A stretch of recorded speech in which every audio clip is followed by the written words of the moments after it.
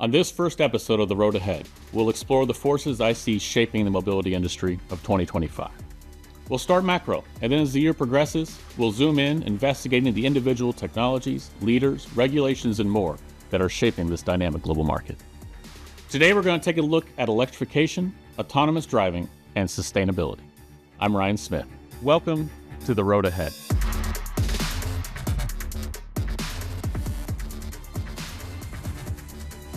Let's start with the most obvious, electrification.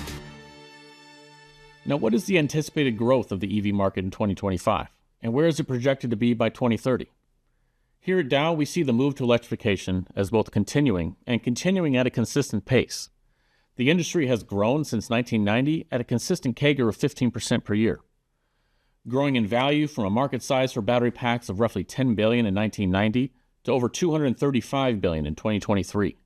This is a global change that simply will not stop.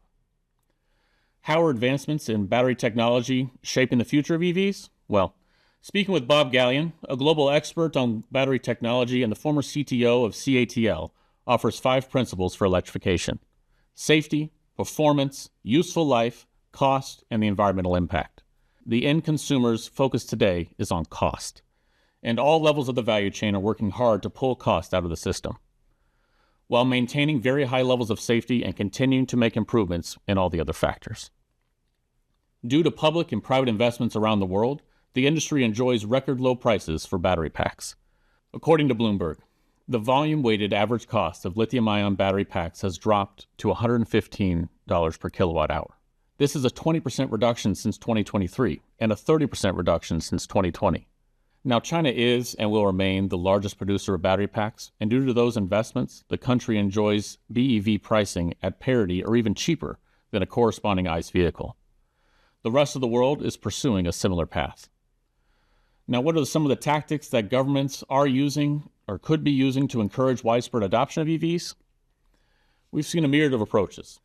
Governments tend to use a combination of 5 different approaches to encourage BEV adoption. First, tax credits and financing, like the EV tax credit in the US that's up to $7,500 per vehicle, or Germany's former 4,500 euro subsidy program. ICE mandates or phase-outs are another approach. Third, infrastructure investments. A barrier to adoption for many around the world, and especially in America, is insecurity around charging reliability or availability, so-called range anxiety.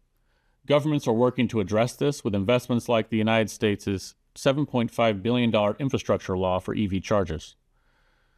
Fourth, government means of support is through the corporate and government fleet mandates. The U.S. federal government has a target of an all-EV fleet by 2035. California and China each tangibly encourage delivery, ride-sharing, and taxi vehicles to move towards EV powertrains. Fifth, and significantly important, are tangible government investments up and down the supply chain.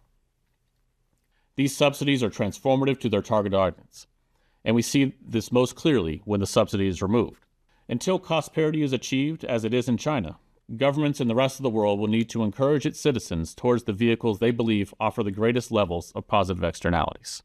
The second trend that's actively shaping our industry is the dark horse of the crew, autonomous driving. Autonomous driving is broken down into 6 levels, 0 through 5. Well, most commercial vehicles today are at a level 2 plus of automation. At level 3 automation, the vehicle can drive itself under specific conditions, often highways, but the driver is required to remain close attention. Now, level 4 automation does not require a driver within a specific predefined area and is being primarily pursued by robotaxi services. For example, Waymo's Waymo driver system, the Apollo Go or Pony Pilot in China, or the Mercedes automated valet parking system. For a level 5, there's currently no vehicles that exist at a production level, but Tesla, Waymo, Apollo, and Toyota, among others, are all testing these capabilities. Governments around the world are implementing regulations to both support and safely manage the adoption of automated vehicles. China has level 4 robotaxis approved in multiple cities, including Beijing, Shenzhen, and Guangzhou. Smart road investments are to support the AV growth with dedicated infrastructure.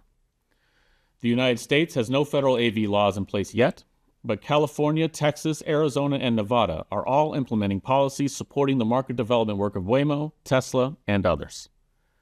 Germany is the first country to legalize level 4 AVs, and they did this back in 2021, with Berlin and Hamburg both testing autonomous shuttles. The United Kingdom is targeting 2026 for level 4 AV use. The government has invested more than £100 million in AV testing centers to support this ambition. In Japan, they've approved a level 4 AVs in 2023 for rural use, and Tokyo and Osaka are both testing AV buses for public transport. The nation there is leveraging its AV technology to support those with less access, those in rural areas, and seniors across the country. One of my favorite topics is the convergence of sustainability into automotive. What are the primary ways automakers are reducing their carbon footprints? Automotive OEMs are reducing their emission levels in several ways. The most obvious to the public is the move towards battery electric vehicles versus fossil fuels, as we have already been discussing. Automakers are also moving the source of their own energy used in production. For example, BMW is using 100% renewable sources to supply its production plants. Tesla is powering its gigafactories with solar and wind. Volvo is targeting the end of this year in 2025 to be climate neutral in its manufacturing. Car makers are also looking to end of life and recycling. Automakers like Tesla have partnered with recyclers like Redwood Materials to close the loop of materials. BMW and Nissan are both exploring the use of end-of-life EV batteries and energy storage applications. So how can Dow be supporting electrification, autonomous driving, and sustainability? This is where Dow will continue to assist. Dow's material families of specialty plastics, polyurethanes, and silicones are used throughout the modern electric and connected vehicle, regardless of their powertrain choice. For example, the bumper fascia technology enables the move towards integrated plastic bumpers, removing weight. The polyolefin chemistry also provides interior surface alternatives to PVC or leather, enabling a favorable end-of-life recyclability. Dow is itself a leader in sustainability. Between 2005 and 2020, Dow reduced its carbon emissions by 15% while also increasing production by 30%. Dow has launched a program called Transform the Waste, which will commercialize 3 million metric tons of circular and renewable solutions by 2030. So what do you think about these trends? Do you agree? Disagree? Where do you think we, as an industry, should put our time to make the biggest difference? Share in the comments. Let's get a conversation started. Thank you for joining us on the road ahead. Be sure to tune in every month as we continue exploring the critical intersections of science, sustainability, and performance. If you enjoyed today's discussion, share it with your network and help us drive this conversation forward.